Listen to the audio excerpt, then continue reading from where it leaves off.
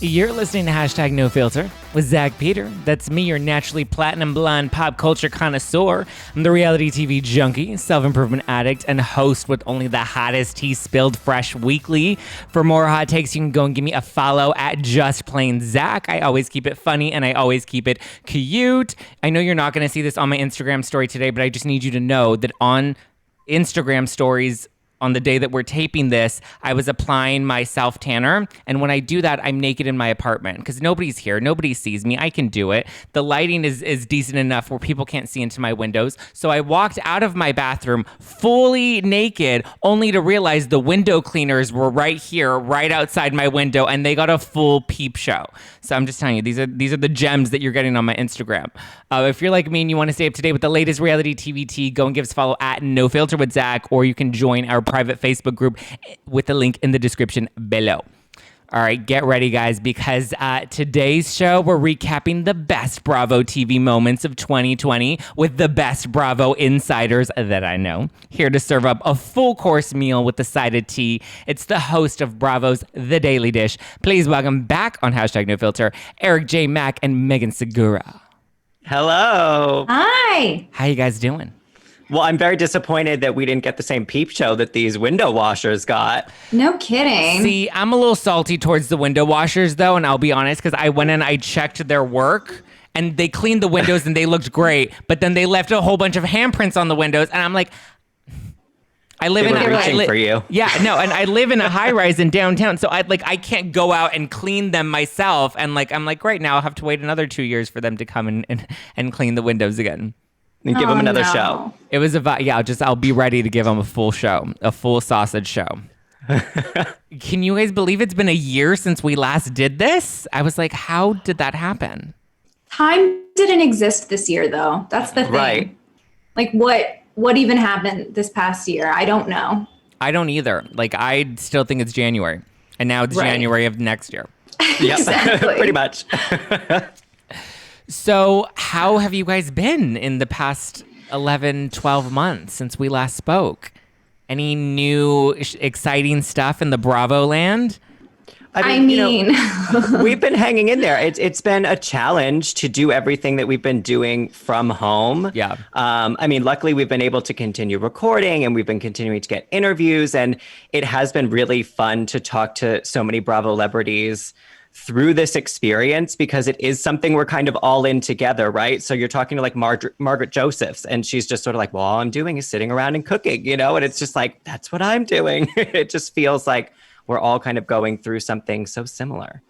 it's also been interesting watching them have the same technical difficulties we have been because, we've been doing all of our recording virtually. I haven't been in the same room or studio with Erik since March. And just to know that these Bravo celebrities struggle as much, if not more than we do with the whole Zoom and whatever technology we're using to record interviews has been a treat. No kidding. I have been learning new Zoom hacks every day, and we're 8-9 months into this, and I'm still figuring it all out. When I had to first work the soundboard and the light and the Zoom, I was I'm used to a man being here and being like, Zack, sit here, do this, and I'm I just miss men telling me what to do and where to sit. It's so true. We're our own producers, our own PAs, our own everything. Lighting department. Yeah, absolutely. It's just, it has been really an interesting learning curve, but I think at the end of the day, we've been able to continue doing what we love doing, and that's just talking about Bravo every single week. So that's what's amazing about it. And that's what we're doing today. Absolutely. So I feel like there were so many TV moments that we saw on Housewives, on all these other shows. But I want to start with Potomac, because that's the one. I just finished watching the finale last night. So for me, it's top of mind. I just need to get your reactions to, 1, last night's finale, and 2, the season overall. Erik, how are you feeling? Well, last night's finale was incredible in that, we had so much going on this season already. And then those final moments of last night's episode just took it even further to a place in which you were like, what is going on? How did we get here? How did we get into the production room with Michael Darby and Ashley freaking out? It was something that really did come out of nowhere, but it was the perfect ending to such an amazing season. I know. I walked out of the finale being like, one, how did Karen become the villain of this season? Like, where did that come from? And like, two, like Ashley just needs like somebody to love her the way that like somebody clearly neglected to do when she was like a child in order for her to like continue to be in this volatile relationship. Megan, what were you thinking coming out of the finale? Were you like, oh my God, I love Michael Darby? Sure. I was thinking, what is Juan hiding? Ooh, do you have a theory? Because people on Twitter have theories. Okay, what are their theories? Because I don't know. People on Twitter, the theory is that there was maybe a thing between Juan and Michael Darby, or Michael Darby had like a big crush on Juan, and that's why once he found out that the proposal was happening, that's why he got so drunk and then got messy. Right. I think I could see that Michael wanted that, maybe. Maybe there was a crush, yeah. Yeah. But if that did turn out to be true, I mean, that's the stuff that my wet dreams are made of. Well, and I mean, to be fair, who does not have a crush on Juan? Because he is a beautiful specimen of a man.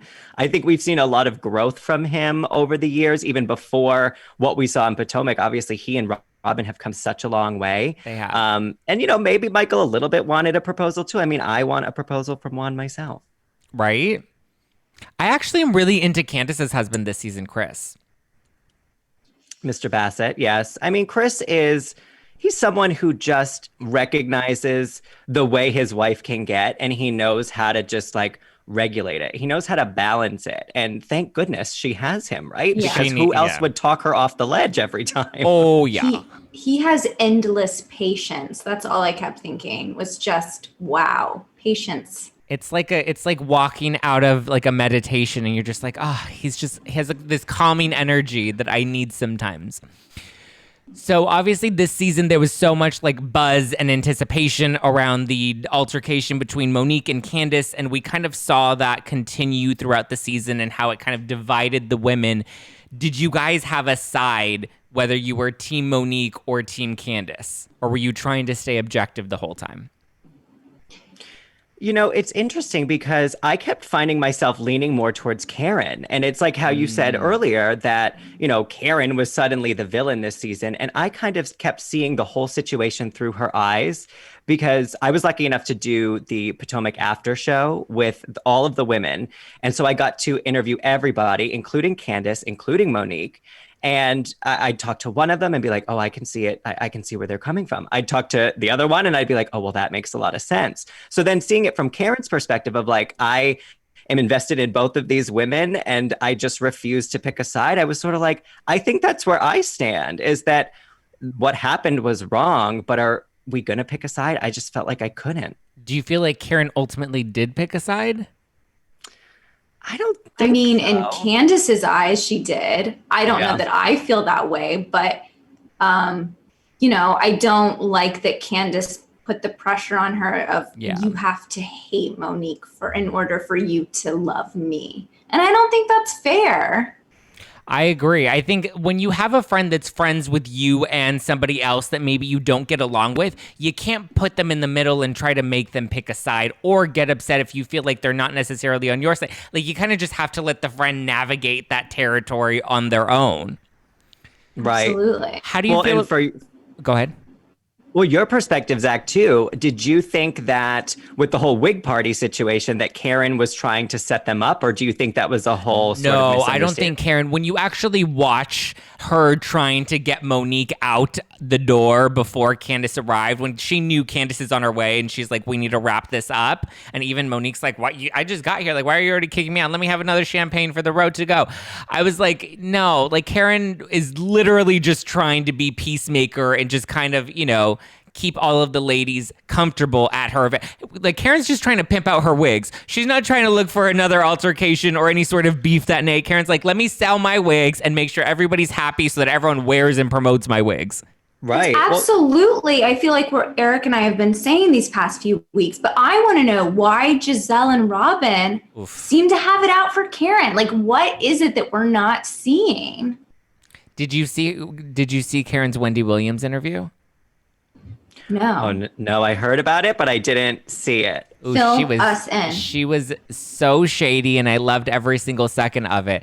She talked about Karen talked about Robin cutting her out of the hat photo shoot, which I thought was kind of mean, right? Like, so mean. Her photo was good. It was a great photo. I mean, and look, let's be honest. Okay. Maybe it wasn't the best for Karen, for the demo, for the product. It was the best you could do with the pieces you were given. There you go. I will say That's a good way to put it. Yeah. It's not a Dory glam photo that we're gonna see on Instagram. Let's be real. But like, but like at the same time, like, let's also not pretend that Robin really thought that these women were gonna sell their hats because they're just everyday women in Potomac. Robin's banking on the fact that they're the cast members of Real Housewives of Potomac. Yes. How do you cut out the grand dame? I had so many feelings after that. I was very upset.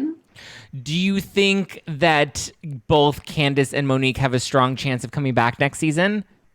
Or do you think it might be a good way to give the show some new life by bringing in some new women?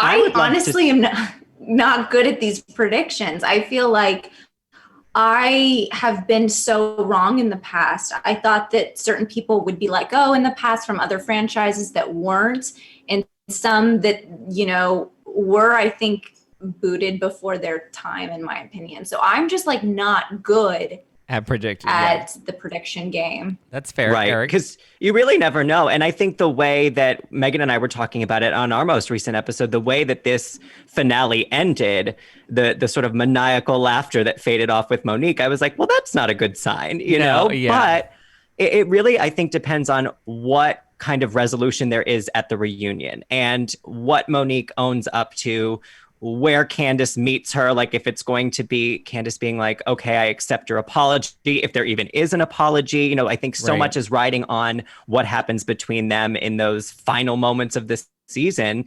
And I really don't know which way it's going to go. I mean, personally, I don't want to see either of them leave. And I have my preferences, I suppose, as anybody might, but it would be such an interesting journey to see them come back next season and see how they can recover this friendship, because we've seen it on other shows before. Right. People get into physical altercations and being able to move forward from that and be stronger in the long run. So maybe that's the story that it'll really end up being. We won't know until next season, right? I know. Okay, so you do host the after show. You talk to the ladies very often. Do you have any scoop that you can spill on the reunion, what we can look forward to? I always got to ask for the scoop and the tea. Right, of course. Well, so one of our friends is the show producer for Potomac, and I know that she got to tune in a little bit. So actually, Megan may know some kind of tea. I mean, we know from the preview that Monique has a binder. So I suspect that Monique is coming with a whole stack of receipts that will probably not end well for a lot of the other women. And the only thing that I'm banking on, which I'm not sure of, is that weird cryptic message that Karen said, not in the finale, but the episode before, where she was like, that's for the couch, like whatever Juan says when he's been drinking. So I don't know if that is revealed. I haven't watched any of it yet, but that's sort of what the one the that fans on Twitter are alluding to, is that the Karen comment is somehow related to the Michael Darby incident in the finale. This is just the theory. This isn't confirmed, but this is just what people are speculating based off of what we've seen so far. And that's pretty good evidence so far, I mean, as far as I'm concerned. Megan, do you have any scoop on the reunion?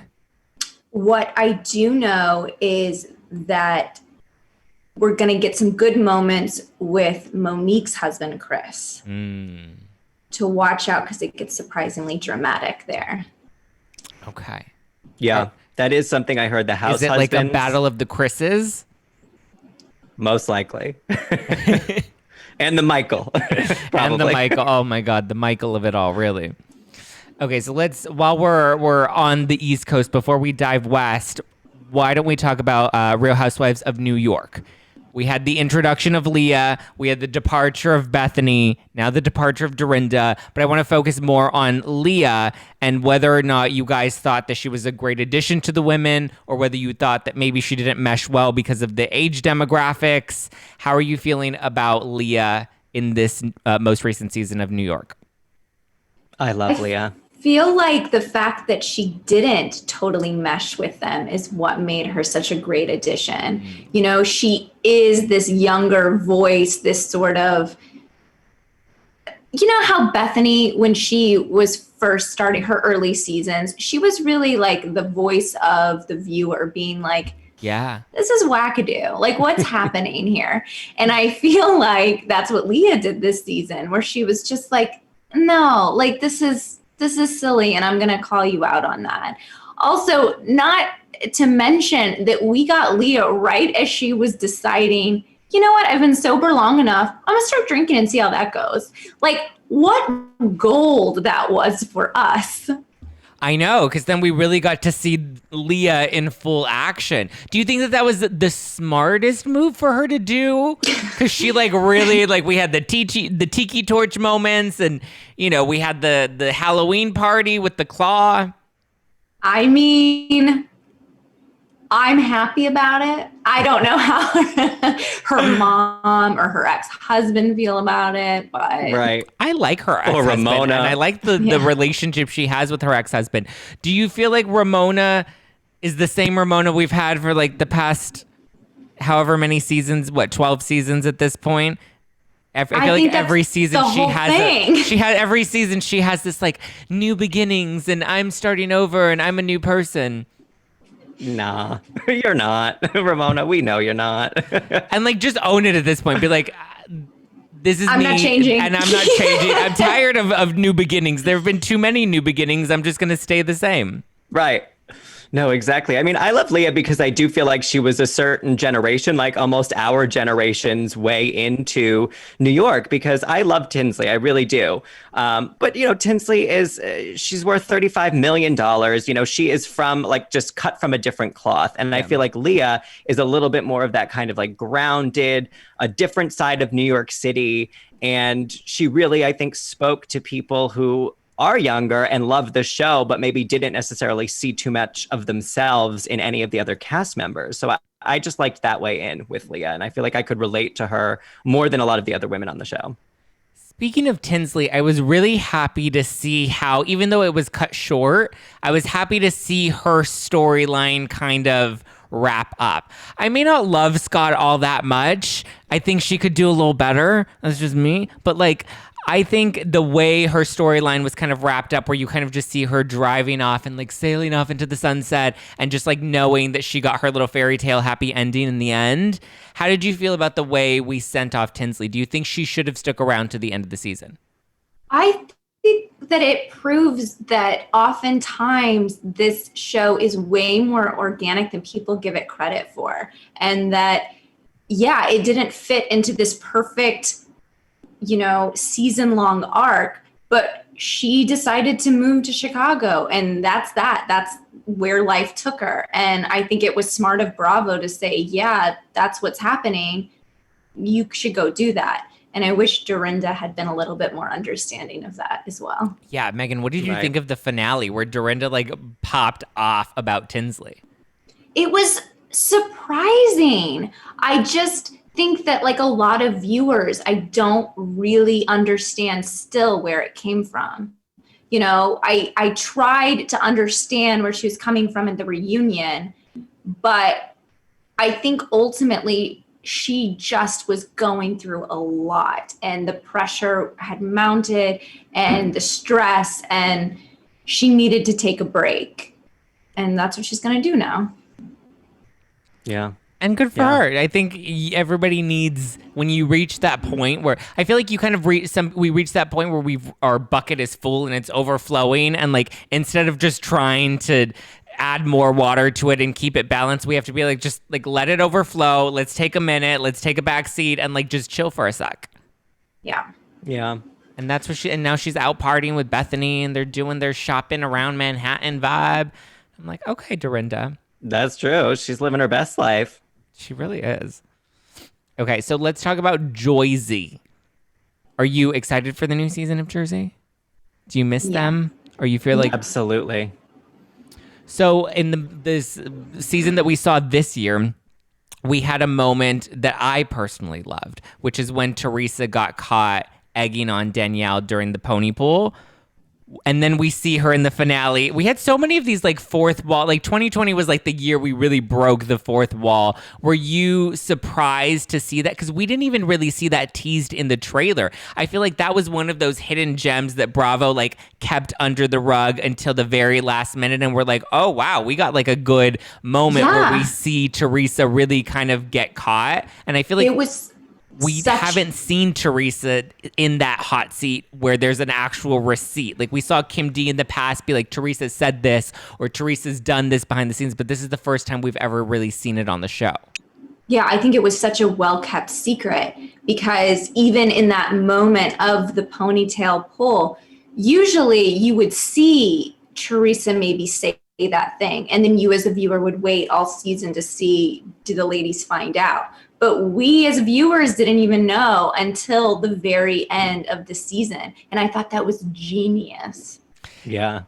It was, because normally, like, I feel like we've all reached the point as fans where we watch the trailers and we watch the previews and we dissect it to the point where we try to put the storyline together and try to figure out, like, whose team we're on before we see the storyline play out. That was, like, a really good nugget that they saved for us until the very end. Yeah. Absolutely. And I loved the way that Teresa found out, through Melissa, and it happened in real time. And Melissa's like, they're going to use it. They're going to use it. And that moment where, Teresa expected that wasn't going to happen, or she didn't realize there was a hot mic moment, like to see her so blindsided as, kind of the main housewife of Jersey, just to see production be like, well, we got you though. I just loved the way that she even found out, and then just the flipping out. Were you surprised to see her egg Danielle on? Or do you think that that's kind of just Teresa's nature? So it's hard to know. Have we been missing seasons of these little moments? Or was this sort of a one-time thing and she just happened to get caught? I was surprised because she and Margaret had a relationship. Yeah. Yeah. Well, and I think Teresa's a bit easily influenced in certain instances too, right? So if there's some liquor involved and whatnot, and it just all you get caught up in the whole thing, I think she just said, do it, almost not even really expecting that Danielle would really go there, and then there it was. I will say that we have a digital series on BravoTV.com, Life After Bravo. An episode is forthcoming with Caroline Manzo, and we talked a lot about Teresa and how Caroline felt. I thought Caroline was going to be totally tight-lipped about it and not want to talk about Teresa, and she really did, and the effect that she feels like the show has had on her, and it kind of colored this past season a little bit more and added some info for me. That's so cool. Did you guys? Can you tease when that might be coming out, or just soon? I would say within the month. Okay, so we'll get it in 2020. Yes, in time for Christmas. There we go. Perfect Christmas gift. Did you guys love the Sabra commercial with Teresa and Caroline? So good, and I talked to her about that on the show. It's just like how good that must feel to make it into pop culture lexicon. Like you are included at the Super Bowl. It's not just for Bravo fans, it's for the world. And they thought of that moment on Real Housewives of New Jersey. It's so cool. Right. No, it's so true. But it's also one of those things where I see that the two of them can do a Super Bowl commercial together. And I'm like, there's a chance that Monique and Candace can reconcile if these two can reconcile. Right? There's still hope. Yeah, it's true.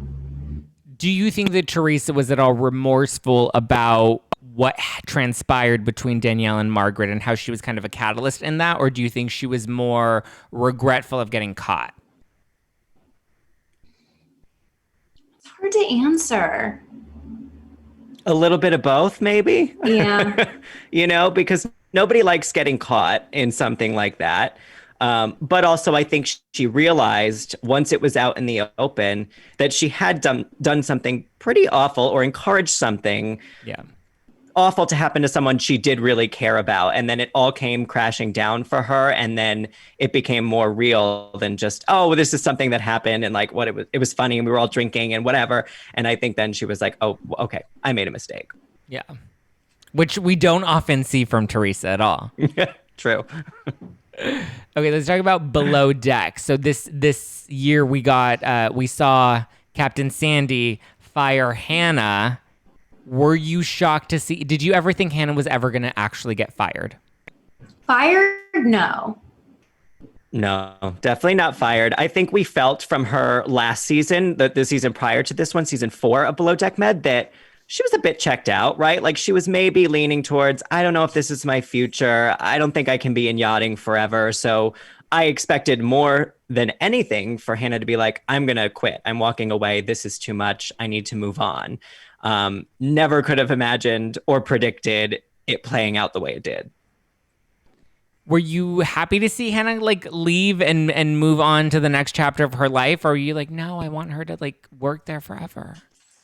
I think that it was bittersweet because yes, I want her to be able to leave and, she has this baby now. This is clearly like she was done with yachting.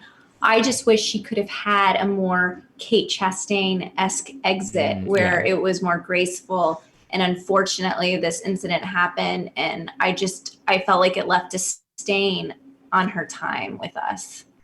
Do you feel like the grounds for her getting fired were warranted? It's so hard to answer, right? Because as just a viewer person, I'm like, let her stay. Like, what's the big deal? But then to hear Malia and Captain Sandy talk about maritime law, and that's clearly just a whole world that I have no idea about. And I mean, when it really comes to legal things and boats being seized and people being fired, I understand then that, yes, there are protocols in place and they must be followed. Well, I think Captain Sandy also came out and said, like, the real reason she fired her is because she couldn't trust her at the end of the day. Well, she put herself and the others at risk, I think, was the biggest thing. And that comes back to the law. I think the circumstances surrounding what led up to, Captain Sandy getting the pictures and then having the choice to make of, well, I have to let her go. I have to fire her now because of that. The things that led up to that were a little bit like, oh, it's weird timing, right? With everything that was happening on the show between Malia and the rooms and that situation. So you're a little bit like, this part of it feels suspicious. But at the end of the day, it was a violation of the law and a lot of people's asses were on the line, including Hannah's. But I don't think she really thought of it that way when she decided to bring onto the boat what she brought onto the boat. I think had Captain Sandy just left it to, you broke the rules with this, it would have been more clear cut for fans. But the fact that she brought anxiety and panic attacks up into the conversation is what sort of rubbed people the wrong way. I mean, especially as New Yorkers, like, my God, which one of us doesn't have some form of anxiety? So to suggest that means you can't do your job or be trusted, and I'm sure she's regretful of that too. That wasn't great. I agree. I think she's built enough fans from the show that'll continue to like support her on her next endeavor. I wonder what it will be. I know. I'm like, what do you do from yachting? Yeah. Like, where is her? Yeah, like, where does her career take her next? Right. I mean, at least we've seen with Kate Chastain, like, Kate has such a personality, and we love Kate. She's come on our show a bunch of times to do guest co-hosting, and I'll text her all the time about random Bravo things because she's a huge Bravo fan and watches all the Housewives. But, she has the personality to be on chat room and, say these really funny things. And I can see her career in like the entertainment space continuing to grow. And not to say that I don't love Hannah on Below Deck Med, because I do find her entertaining and I liked her on the show, but I'm not sure she has the same je ne sais quoi, as someone like Kate Chastain. So I am curious what comes next for her. But she seems so happy with this, engagement with the new baby that it's just sort of like maybe she deserves just that time right now to just like kick back, relax, and enjoy being a mom. And also, she may not have the same aspirations as Kate Chastain. I feel like she wanted to be a mom and a wife, and it looks like she's getting both of those things. Yeah. She gets to be a trophy wife. Oh, just my dream. Right? Okay, let's talk about OC. So Bronwyn this season, or she really seems to be like the heat of this season and the center of this season. How are you feeling about Bronwyn? Because I feel like fans are a little split on whether or not they're loving Bronwyn or like annoyed by Bronwyn at the moment. Well, there's a lot going on with Bronwyn, right? So it's a lot just like, going on with Bronwyn. It's just a lot coming at us at once from all different angles now. So I can see how fans may feel like overwhelmed or feel like maybe her storyline is overpowering some of the others, but she has some really important stories to tell, I think. Yeah, I think it's also hard because she's really going through something that people don't often see, and that's someone detoxing on TV. And so, I mean, I think that a lot of bad things are going to come out of that. Like, you're literally just getting rid of all of this poison in your body. And I think, there's a lot of emotional fallout too. And it's something that I've never had real experience with where I could watch it like we are with her. So I'm trying to keep that in mind, It is a really real and raw moment, whereas I think that's some of the criticism that some fans have had with other franchises when we see certain housewives try to conceal certain things or they try to, portray themselves in a certain way. And then, they're like, no, we want to see the real stuff. And I feel like Bronwyn's really just kind of bearing it all out there. I think some of the debate, though, is she doing it to be genuine or is she doing it to be relevant? Well, it's a lot to put out there if you're not being true, right? Right, definitely. And I think there's, she's already relevant. I mean, she is on Real Housewives of Orange County, and people are going to have their thoughts, opinions, judgments, no matter what she says or does. I mean, even just everything from when she started off and it was like, I have 7 kids, like I'm in this, this marriage and we've been together for this long. There were plenty of judgments just based on what we saw from her last season. So now I think from being in the spotlight, she's had to face more of what is really going on inside of her being such a public figure now. And I think she kind of felt a responsibility to herself and then to other people to just be like, okay, well, here's the thing. Like, I'm an alcoholic, I'm a lesbian. Like, these are all the things that I have uncovered about myself. And I feel comfortable now bringing out into the light because what other choice does she have? It's interesting because she said on when she came onto our podcast that she's really not talking to anyone from the group now. And I'm just curious how we got from here to there. Like, what is going to transpire this season? Because from her perspective, she's just telling the truth and people don't like it. That seems a little too simple to me. I think that there's probably some more layers there. Yeah, I agree. And I know there are she's making a lot of waves and she's making a lot of announcements, but I feel like, as you guys mentioned, when you remove that cloud of alcohol and you have this like clarity of sobriety, your life just kind of opens up in a different way where you start to realize other parts of yourself and you're like, hey, maybe I really wasn't ever into my husband. Not saying that she wasn't ever really into her husband, but now that she's come out as a lesbian, I thought it was a little shady of her to be like, I've never been attracted to men. I was like, well, send Sean to my house. Yeah, poor Sean. Really? With the necklaces too? I mean, we can take the necklaces off. Yeah. He might not like that though. I don't know. That might be his thing. It's not my thing. It's not my kink, I'll say that.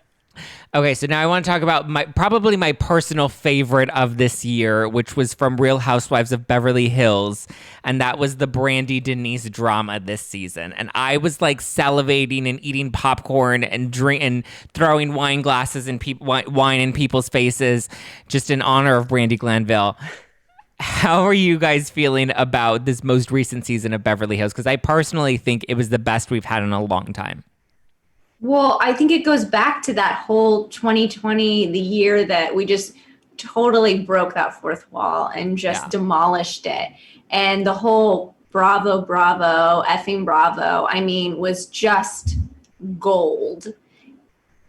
I think that poor Denise fell victim to second season curse. She had such a great first season, but like many housewives, second season is when all your stuff comes to the forefront. I mean, like Bronwyn. This is Bronwyn's second season too. Oh, that's true. Yeah. No, that's very true. I mean, with the Denise situation, it was the second season curse, I think a little bit too. And then it's sort of the question of how much of your life do you owe the audience, right? Like, no matter what you're doing in your personal life, I think for Denise, she was like, okay, I'm on this reality show. This is what we do. We come and we film these scenes. She's very used to that. She's on, a soap opera every day. She's been in so many movies. She's a working actor. So for her, I think she would show up expecting this is what's going to happen in this scene. And when all of these other things this season started coming her way, she didn't know how to deal with that. She didn't know how to do like the improv sort of thing where it's like, oh, that's what we're talking about in this scene? Okay, that's not what I prepared for. So I think just more than anything this season, she was just blindsided at every step of the way and just really didn't know how to navigate it. But does she really owe us an explanation for all of this stuff? I still don't really know. Do you think she handled it the right way by kind of just deflecting and running and not really addressing it? I would say that producers didn't like that because we did see, Chris Cullen step in Italy and be like, okay, I'm sorry, Denise, you can't walk away from this again. And we saw so many instances where Dorit's like, okay, you have to stop saying that. Like there was a moment that I think producers and everybody they were expecting some kind of accountability from her, whether it was true, whether it was not true, just like explain yourself then, like if all of this stuff is coming to the surface, then you got to talk about it because it's already out there. So I think she just got nervous. I think it would have been better though had she just said, you know what, like whether it's true or not is none of your business, and gone to it from that angle versus the whole, well, she's said that she's slept with some of you. And it's just like, okay, but like, did she really? I mean, maybe it's Brandy, but maybe you're just deflecting. Yeah, I got in a little fight with Brandy Glanville for what I said about that. What'd you say? Oh, did you? So I ended up having, I said it on the show, but I ended up spilling a little tea that the other women that Brandy ended up sleeping with from Beverly Hills were Kim Richards and Carlton. And that these were rumors, they haven't been confirmed, but she ended up owning up to sleeping with Carlton, but she said she never slept with Kim. And she called me a few names on her podcast. But Whoa. Oh my God, can you please send us that episode after this? It was a fun time. But then for me, I was kind of like, but isn't this what you did to Denise last season? Like, again, whether it's true or not, you put something out there and like, how were you guys feeling about Brandy this season? This is a great question from Megan because Megan loves Brandy. I loved Brandy too. She called me a delusional idiot. Well, when the season started, Megan was like, I'm so excited. We're getting more Brandy this season. Yeah. So where did you land on this, Megan? Like, where are we at this point? I think that I love Brandy. Whether or not it's true, I thought was kind of not cool to share with the world. Like, yes, thank the reality gods that she did, but at the same time, it just leaves this question up in the air, and that's kind of not fair if it didn't happen. You know what I mean? Because how do you actually prove something didn't happen? Right.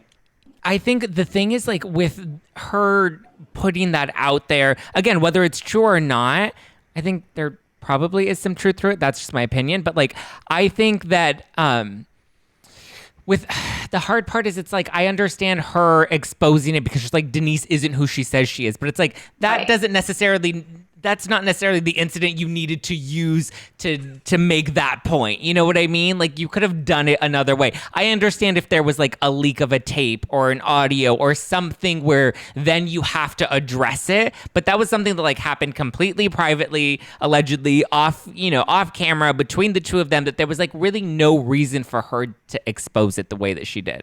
Right. Yeah. Well, and even the receipts that she did present with the text messages and everything, like, didn't really prove anything either way. And Megan and I talked about, calling someone who you're not super close friends with, like, hey, love, like, hey, girl, like terms of affection. You can use those for people that you're like loosely in touch with. The gays do it all the time. We're always like, girl, to like each other. I mean, I would say that to you, Zach, in 1 second. Yeah. But that doesn't mean that something has happened between us that's going to be exposed to the whole world. So we can't tell people we had a hookup, Eric? I thought we were going to announce that today. Save it for the end of the episode. You guys. Surprise. So Megan, since you're also a big Brandi fan, would you like to see Brandi get a diamond? Or are you like, I think her time is done?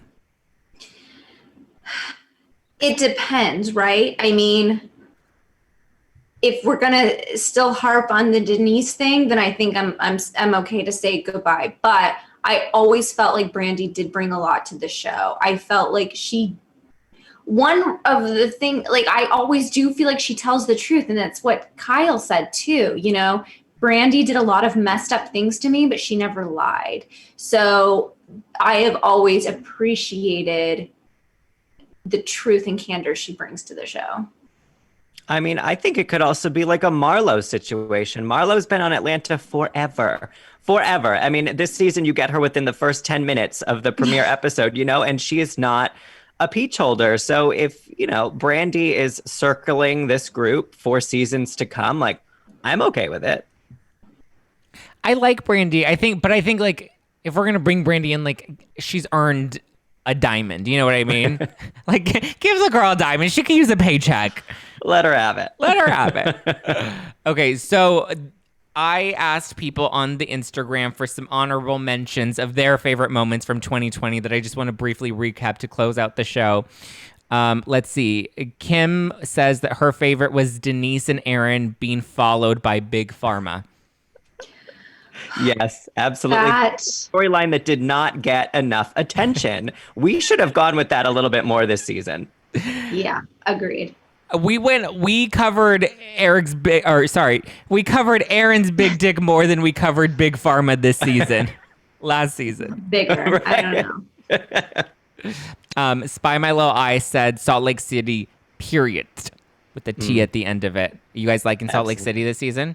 I actually think it's a great, like, for being a first, like, a season 1, I actually thought they're bringing some good heat. Yes, I love Salt Lake City. I mean, Megan knows how I feel about it.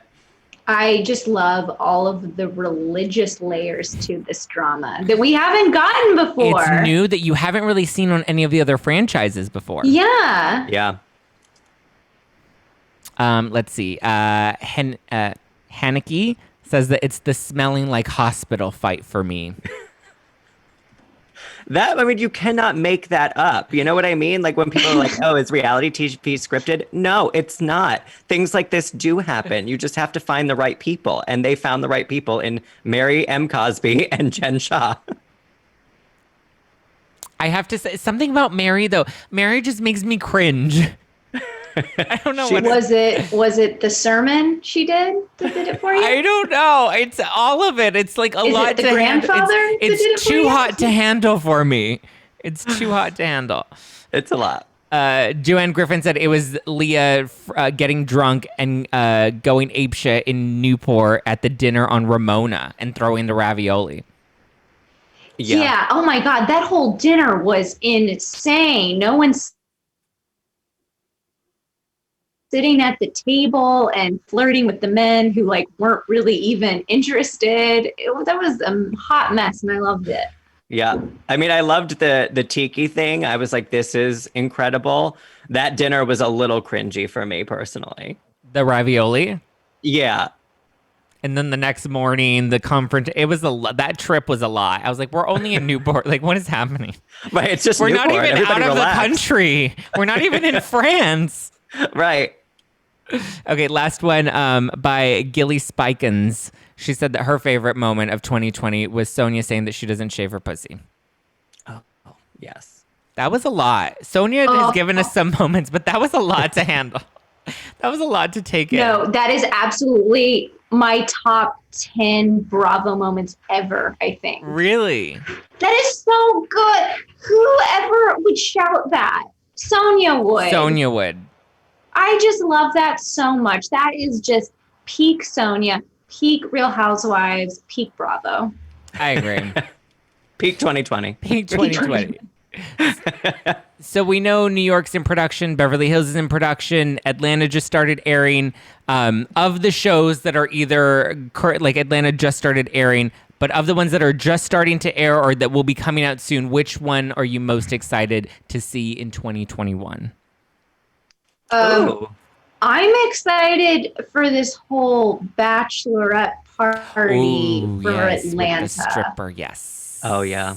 Because there were rumors, and you never really know how much stock to put in those. And then the super tease came out, and it was like, oh my God, are we going to find out something? I think we are. Yeah, you heard the rumors, and I was like, I don't know if we're actually going to get this addressed on the show. And then the teaser came out, and I was like, ooh, this is going to be a good season. Just 100%. Portia with the face shield getting grinded on. Oh, I'm so here for it. And that stripper's tongue is quite long. It could gobble some peaches. I'm really looking forward to Dallas. That premieres in the beginning of 2021, and I've always been a big fan of Dallas. I thought last season was good, but I kind of was just sort of like, oh, I don't know what's happening. And so I'm really looking forward to this new season. I think the new housewife, Dr. Tiffany Moon, that we're getting is going to be a great addition. When the super tease came out, Megan and I were like talking about it, and I was like, she's featured a lot for being a new housewife. I thought the same thing. Yeah. She's up in the super tease like a lot. So I think she's going to bring some really fun energy to the Dallas ladies. And I just like Cameron Westcott. I just love Cameron. Like, she is just so ridiculous in the best way possible. So I'm excited to have the Dallas ladies back. And Stephanie Holman, come on, it's Stephanie Holman. I think also we can't forget Kathy Hilton is finally coming to Beverly Hills as a friend of. And that's huge. That's all I've ever wanted since season 1. And I just really need that deep-seated, you stole my goddamn house level family drama. I agree. I think I'm most excited for Beverly Hills, but only because that's my favorite franchise. And I know people are hot and cold with Beverly Hills. I've always loved every second of it. So we have Kathy. Crystal, I'm so excited to be joining the show just from what I've seen on her Instagram and the little teaser that her and Kathy did on BravoTV.com. Yeah. I'm like, okay, I'm ready for this. And then Erica Jane going through a divorce. What did you think? I think she finally has some F to give. I was sort of like, really? He's what, 81? I know. Like, now you're going to leave it. You made it this far, girl. You might as well just stick it out. Yeah, just like stay in the house. It's huge. Like, whatever. I feel like their relationship is one of the ones that I respected the most. And that's why I'm so sad about it. Because she always spoke so highly of him. And she was always very endearing. It's a very honest relationship. Like, I am getting this and I am giving this. I kind of like that. It sort of simplifies things. Right. Well, it's not so simple anymore. I know. Well, thank you guys for calling in and chatting with me again for our we did 2019 and now we did 2020, the year of 2020, our recap. Were there any other honorable mentions that you guys wanted to throw out before we close out the show? So much has happened. I'm trying to think of another big thing that happened this year that I was obsessed with. Because I know there was another one. There has been so much, but I really think we hit on the really key ones. Yeah. Well, thank you guys for calling in. Thank you. Of course. Thank you for having us again. Where can they follow you on the Insta? Where can they slide into your DMs and see what's going on with your life? Well, I'm at Erik J Mac, ErikJMac. I'm at Meg Segura. Love it. And where can people... go for it. I was gonna say, where can people listen to you guys? Bravo Daily Dish. Yeah. Yes. And they can watch the after shows. They can watch all your content on bravotv.com, right? Yes, absolutely. BravoTV.com. Yes. I love it. We have after shows. We have Life After Bravo. We got it all. I love it. I'm looking forward to that Caroline Manzo interview. Yes, I love me that's some gonna be good. Caroline Manzo. I need them to bring her back to New Jersey for me. It's the Caroline Manzo for me. All right, thank you guys. You can follow me at Just Plain Zach, and don't forget to follow the show at No Filter with Zach. Meg, Eric, thank you so much for calling in and for chatting with me and breaking down 2020. I mean, what a year! What a year! What a way to end! What a way to end! We went out with a bang, with the stripper bang in Atlanta. Thank you guys for listening. Zach. Thanks, guys. You. Don't forget to leave us a 5-star review on iTunes because I'm a millennial. I bleach my hair and I love that validation. So go and give me a 5-star review right now. Follow me at Just Plain Zach. Follow at No Filter with Zach to stay up to date with the latest show news. And don't forget to join our private Facebook group. The link is in the description below. We're always spilling hot tea in there. We were talking about Potomac from this weekend, and there are a lot of hot theories. And everyone's like, really, like, what happened to Karen? Like, how did Karen really become the villain this season? Everyone's so confused, but I love it. So go join that conversation, and I will talk to you guys next week. We have so much more dish and tea to spill before the end of the year, so stay tuned. I'll talk to you guys later. Bye.